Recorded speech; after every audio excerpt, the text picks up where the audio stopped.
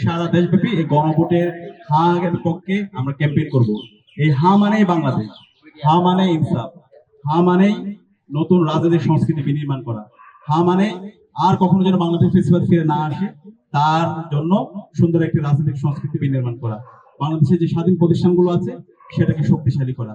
তো সেই দায় থেকে আমরা মনে করি এই জুলাই বিপ্লবের শহীদদের আকাঙ্ক্ষা যদি আমরা পরিপূর্ণভাবে বাস্তবায়ন করতে চাই, জুলাইকে একটি পরিপূর্ণ বিপ্লবে রূপ দিতে চাই, তাহলে এই গণভোটে হাকে বিজয় করতে হবে। তো সেই দায় থেকে আমরা সেই গণ ক্যাম্পেইন শুরু করছি। কিন্তু আমরা খুবই হতাশ হচ্ছি।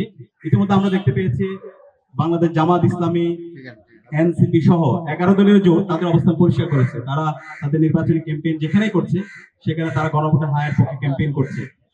কিন্তু আমরা খুবই হতাশ হচ্ছি, বাংলাদেশের একটি রাজনৈতিক দল তারা নিজেদেরকে বড় দল দাবি করে, কিন্তু আমরা দেখতে পাচ্ছি তাদের এই ভুল পলিসির কারণে তারা ধীরে ধীরে ছোট দল হয়ে যাচ্ছে।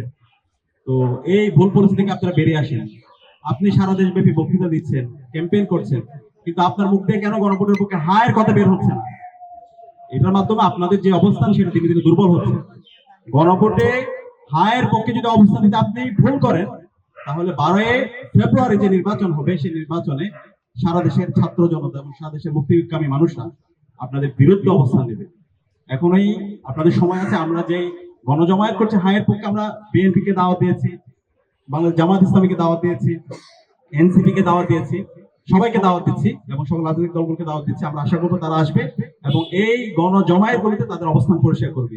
11 দলীয় জোটকে আমরা ধন্যবাদ জানাচ্ছি। তারা তাদের নির্বাচনী ক্যাম্পেইনের মধ্যে তারা সবার আগে তাদের এজেন্ডার মধ্যে গণভোটে হ্যাঁ ক্যাম্পেইনকে বিজয় করার জন্য ক্যাম্পেইন করছে।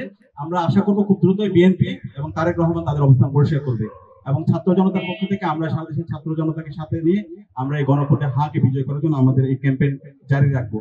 এবং একই সাথে মসজিদের যারা ইমামরা আছে, মন্দিরে যারা পুরোহিতরা আছে এবং বিভিন্ন পেশাজীবী যারা আছে, আপনাদের সবাইকে আহ্বান করবো, সর্বপর্যায়ের ছাত্র, নাগরিক, শ্রমিক সবাইকে আহ্বান করবো এই গণভোটে হায়ের পক্ষে আমরা যেন সারা দেশব্যাপী একটা গণজাগরণ গড়ে তুলি। ইতিমধ্যে জনগণ সিদ্ধান্ত নিয়ে নিয়েছে তারা গণভোটে হাকে বিজয়ী করার জন্য হায়ের পক্ষে তারা গণজমায়েত এবং গণজোয়ার তারা শুরু করেছে।